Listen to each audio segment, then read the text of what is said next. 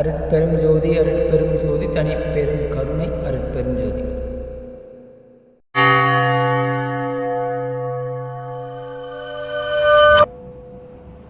சைவ உணவு உட்கொள்வதால் ஏற்படும் நன்மைகள். சைவ உணவின் நிலை என்ன அப்படின்னு தெரிஞ்சுக்கங்க. நெய், நல்லெண்ணெய், கருப்பட்டி, சுத்தமான தேன், மேல் மட்டம், அதாவது பூதபாகம், அமுதபாகம், விஷபாகம். இந்த அமுதபாகம் எப்போதுமே மேல் நோக்கி இருக்கக்கூடிய தாவரங்கள்ல தான் இருக்கும். அது செடி, கொடி, தலை, மரம் எதுவாயினும்.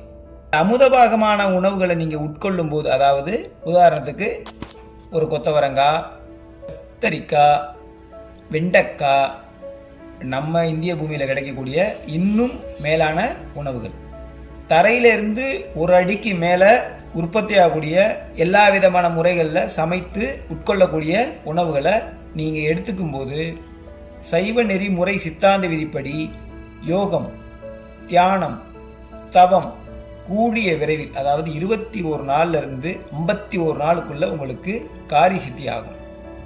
தொட்ட காரியம் துலங்கும், வாக்கு சித்திக்கும், பார்வை தீட்சண்யம் உண்டாகும், மனம் இலகுவாகும், உடல் வலிமை பெறும். இதை விட பிராணன் சுத்தமாகும்.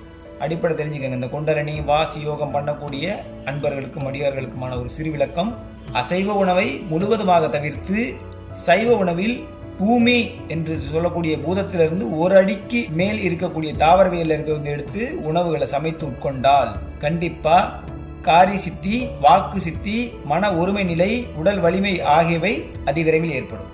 தேஜஸ் என சொல்லக்கூடிய தீட்சண்யம் உண்டாகும், பார்வையில ஒளி உண்டாகும். மூன்றாவது கணன் என சொல்லக்கூடிய உணர்வு அகக்கண் அதிவிரைவில் திறக்கும். இது எல்லாமே ரகசியங்கள் தான். உங்களுக்கு வெளிப்படையா சொல்லணுங்கிறது எங்களுக்கு குருநாதர் வழியா இட்ட கட்டளை. 1க்கு 2 முறை இதை நிதானமாக கேட்டு அன்பர்கள் பயனடைய கேட்டுக்கிறோம். இயற்கை உண்மை, இரக்கம், நன்மை.